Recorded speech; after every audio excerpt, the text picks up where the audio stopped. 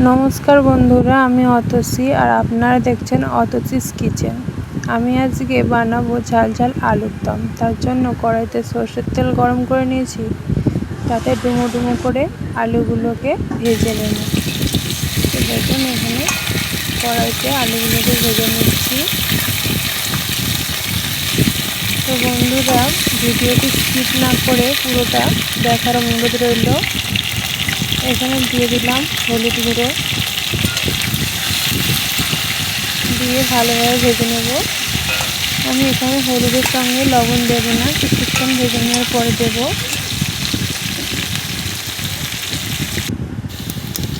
দেখুন এখানে দিয়েছি 1 চামচ লবণ, দিয়ে ভালোভাবে ভেজে নিচ্ছি।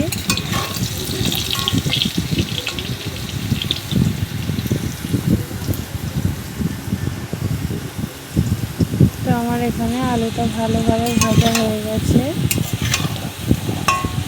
আমি এবার আলুটা তুলে নেব। ওই তেলের মধ্যে দিয়ে দিচ্ছি কিছু গোটা গরম মশলা,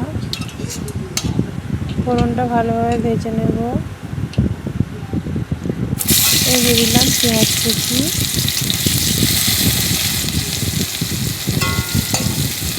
পেঁয়াজ কুচিটা কিছুক্ষণ লাল করে ভেজে নেওয়ার পর দিয়ে দিচ্ছি 2টো চেরা কাঁচা লঙ্কা,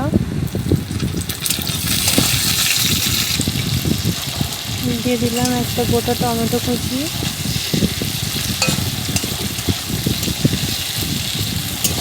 ভালোভাবে এটা নাড়তে থাকবো। দিয়ে দিচ্ছি 1 চামচ লবণ। লবণটা দিলে টমেটোটা নরম হয়ে যায়, ভালোভাবে ভাজা হয়ে যায়। তো এখানে ভালোভাবে ভেজে নিচ্ছি। এর মধ্যে দিয়ে দেব আদা রসুন বাটা।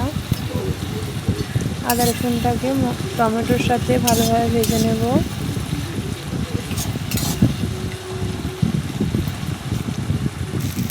তো আমার এখানে দেখুন ভাজা হয়ে গেছে। এর মধ্যে দিয়ে দিচ্ছি লঙ্কা গুঁড়ো, আপনারা যেরকম ঝাল খাবেন সেরকম দিয়ে দিতে পারেন। দিয়ে দিচ্ছি হলুদ গুঁড়ো, 1 চামচ গরম মশলা গুঁড়ো, 1 চামচ কাশ্মীরি লঙ্কার গুঁড়ো, অল্প জল দিয়ে দিলাম। এবার মশলাটা ভালোভাবে কষিয়ে নেব। দিয়ে দিচ্ছি অল্প ধনেপাতা কুচি, দিয়ে মশলাটা ভালোভাবে কষিয়ে নিচ্ছি। কিছুক্ষণ কষে নেওয়ার পর এর মধ্যে দিয়ে দিচ্ছি ভেজে রাখা আলুগুলো। তো আলুগুলো মশলার সাথে ভালোভাবে মিশিয়ে নিচ্ছি। এটা কিছুক্ষণ সময় নিয়ে কষাতে হবে। 2 থেকে 3 বার ঢেকে রেখে কষাতে হবে। তো দেখুন এখানে আমি কষিয়ে নিয়েছি, কত সুন্দর কালারটা এসেছে।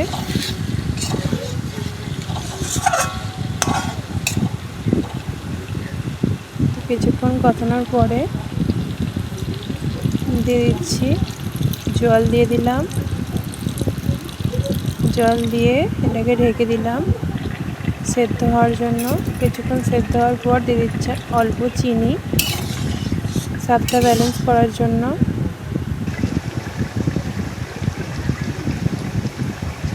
তো দেখুন আমি এখানে এরকম গ্রেভি রেখেছি, লুচি, রুটি, পরোটার সঙ্গে সার্ভ করতে পারেন। তো আমার এখানে লাল লাল ঝাল ঝাল আলুর দম একদম রেডি। আপনাদের ভিডিওটা ভালো লেগে থাকলে অবশ্যই একটা লাইক করবেন এবং চ্যানেলটা সাবস্ক্রাইব করবেন। বাড়িতে অবশ্যই ট্রাই করবেন এবং কমেন্টে জানাতে ভুলবেন না যে রেসিপিটা কেমন হয়েছে। ধন্যবাদ বন্ধুরা, আজ এই পর্যন্তই।